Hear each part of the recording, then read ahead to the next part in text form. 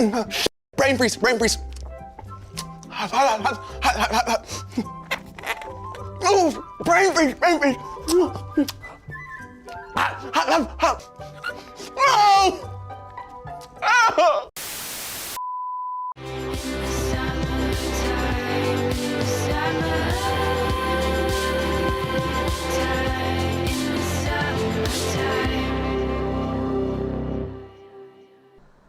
You know, when I used to commute, one of the things that I loved to get every day was my 7-Eleven coffee. Go into the store, 7-Eleven, go ahead and get my breakfast, choose my flavor of coffee because they had many different flavors available. Get myself my biscuit and eggs and sausage on there, heat them up, go over, get bottle of water, and walk out and head happily to work. Now, the thing is that many places where I've lived, whether it was New York, New Jersey, Florida, so on and so on, there's always been a 7-Eleven for me. And in each one, I had something a little bit different. For example, when I lived in Florida, they used to make a great Cuban sandwich. And people say, really? 7-Eleven made a Cuban sandwich, made a really good Cuban. Yeah. And the thing about it is, they toasted it. They matted it down with those sandwich, those heating units that you can smash down a sandwich onto the situation. And I thoroughly enjoyed it because it was perfect. It had the pickles. It had, it was roast pork with ham, the Swiss, everything that you normally would get in a Cuban sandwich. Even if you went down to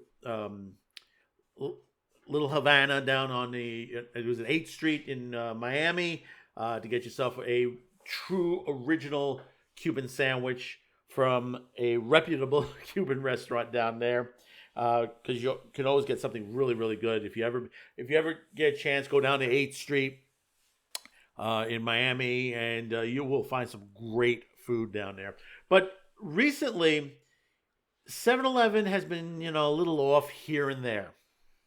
So the owners of 7-Eleven, who happens to be a Japanese company, have decided maybe we should take the success we've had in Japan and bring it to the U.S., which is a brilliant fucking plan. Because they need a major change in these 7-Elevens, especially here in the U.S. But the thing about it is, you can't do it to all of them the same way. You're going to have to pick and choose what you're going to put into certain ones. But on the vast amount, you're probably going to be seeing noodles, you're going to be seeing certain sandwiches, certain desserts, certain drinks. But let's read into this. This is from the Food and Wine magazine online, which I recommend if you're interested in anything with dealing with food and wine. It is a good. Actually, I think they're still printing their magazines, and they're good. They're good articles to read about what's going on in food and wine, obviously. But this article, Japanese style 7-Elevens are coming to America, and that means a vast improved menu. And that's the truth. There's going to be a massive change to the menu at 7-Eleven. And let's read into this. If social media has made the world feel smaller by connecting us to users all over the world, it also has made us aware of what we're missing here in the United States. And nothing gives us that feeling like seeing footage of the fabulous 7-Eleven stores of Japan. And you could see those right directly here on YouTube. There have been plenty of YouTubers that have gone overseas or who are YouTubers from Japan who have gone into these YouTubers, and they show you what it is. You could go into a 7-Eleven, with not much money, and if you need something for dinner, something like that, you could pick up something quick, fast, and not break the bank on having something to eat there, because they got some great stuff. Let's read on. These Japanese convenience stores, or konbini, as they are called, excuse me if I mispronounce that, boast snacks, beverages, and on-the-go meals that put American hot dog rollers to shame. Andre fried chicken, sushi, egg sandwiches, fresh cakes, and pastry, mochi, and an array of hot bar items, to name a few. With an envy reaching a fever pitch, there has been a renewed effort to get our 7-Elevens up to par, meaning we might get soon a taste of the Konami treats here at home. Even if you sip Slurpees on a regular, you might be surprised to learn that 7-Eleven, despite being founded in Texas, is a Japanese-owned company. In the 1970s, 7-Eleven opened its first locations in Japan, where the formula proved to be so successful that the operation utterly eclipsed its United States counterparts. By 2005, 7-Eleven Japan Co. Limited, owned by 7&I Holdings, acquired the full ownership of the brand. Since then, Japan has upped its Konami game ceaselessly because it offers satisfying food at affordable prices. It's part of the culture in ways that our mini marts fail to live up. Thus, the company is considering lending that secret sauce to 7-Eleven U.S. location. In February, Bloomberg reported that the Riichi Saki, CEO of 7&I Holdings, is considering how to grow the business in the United States, and in one area of focus has been mergers and acquisitions. Indeed, 7-Eleven acquired both Sunoco and Speedway earlier this year, and once more brands are uniting under the 7-Eleven banner. The company can decide how to revamp its offerings. We believe that we need to change our business models from one that relies on gasoline and cigarettes to one in which customers choose us based on our products, Isake told Bloomberg. The key to this change is fresh food. The company is reporting that building out a supply chain that can deliver fresh food daily to American convenience store locations, as well as seasonally offerings and those cater to regional taste, two of other areas in which Japanese stores excel.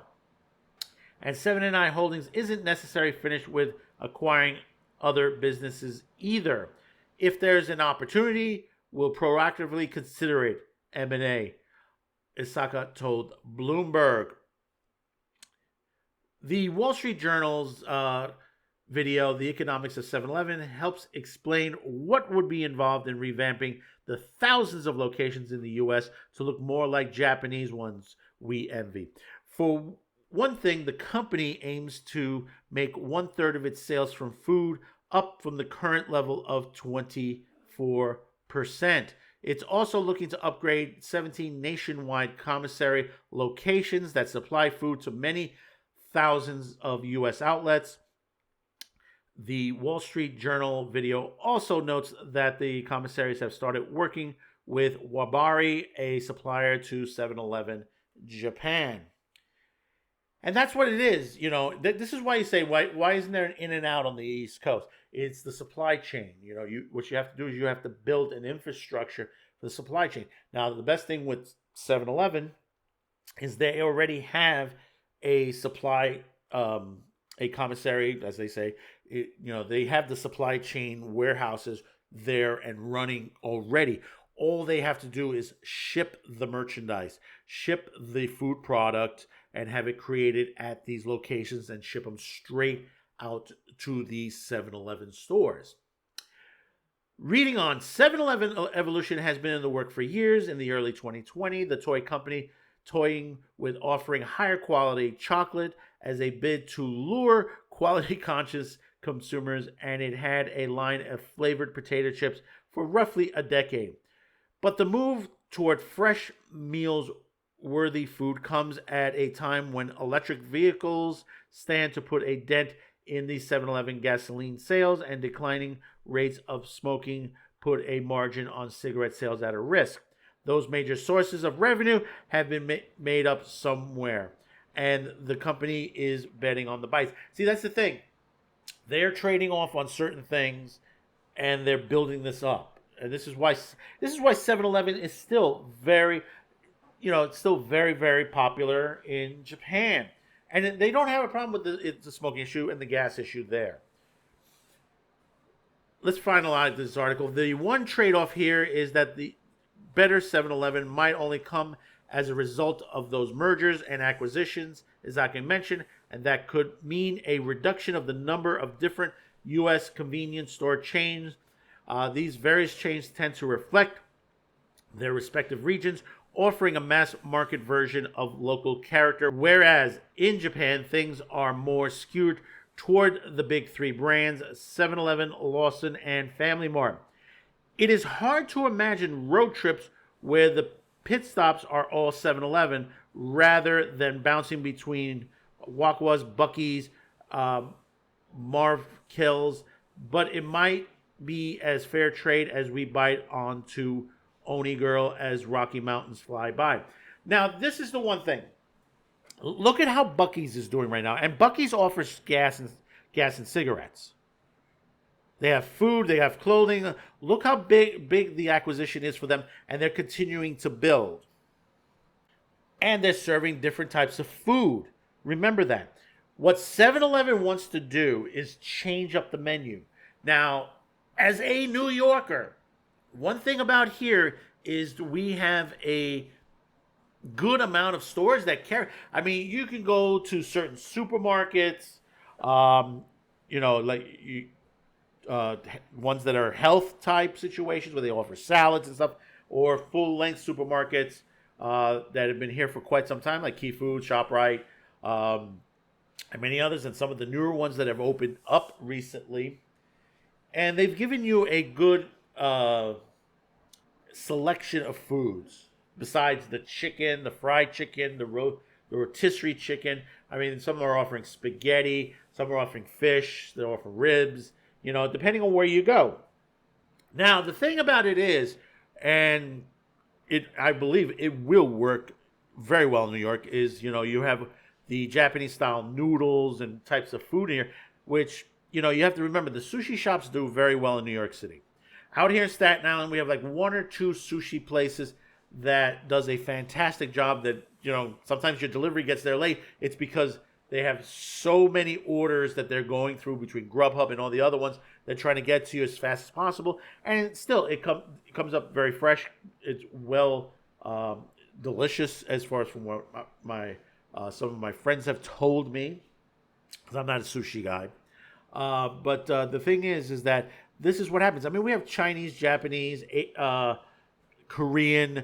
We have many different foods out there, even in the deli marts throughout New York City. For 7-Eleven to do this, especially in New York, I think it will be very, very successful.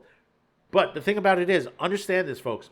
This is not going to happen overnight. It's going to be a slow process of happening. It's probably going to take a couple of years before it's fully converted, because it's going to take because they have to convert their warehousing and distribution centers to adjust the places, their kitchens that they're handling the food and all that. That all has to be changed over.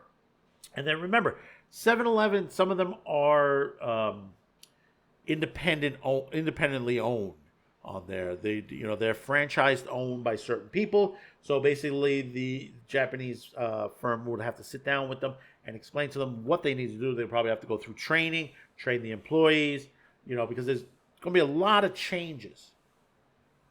But like I said, from the videos you've seen on YouTube, would you want take that chance to do that? And I think people would enjoy that. Even places like, if you're in the Midwest or if you're in the South, I think they would enjoy something to that nature. So let me know in the comments below your thoughts on this. Is this a good idea, bad idea, awful idea? Let me know your thoughts about this. Have you been to a 7-Eleven in Japan? And your thoughts about that as well. Did you enjoy it? Did you hate it? Was the food good? Was the food bad? Let me know. Don't forget to share this video. Hit the like, and hopefully today's the day I earn your subscription. So until next time, thank you for tuning in. Be sure to check out our gear shop at shopq2cast.com. We're running a back to school sale right now at the moment. Get an additional 15% off. The promo code is on the website, or wait for the end of this video. Until next time, thank you for tuning in, and keep safe, keep mad, and bye-bye now. Thanks for watching, commenting, and sharing this video. And if you haven't yet, please subscribe, as this helps the reach of this channel. Finally, as a content viewer, you have the ability to help support this channel, as new internet laws around the world will diminish our reach and affect our sponsors. If you choose to help, there are 2 ways, listed in the description below. The first link will lead you to a pay site where you can make a monetary donation. The second will lead you to our gear shop, where you can buy shirts, mugs, and other gear. Discounts will be listed on the site. Once again, thank you for watching and your support.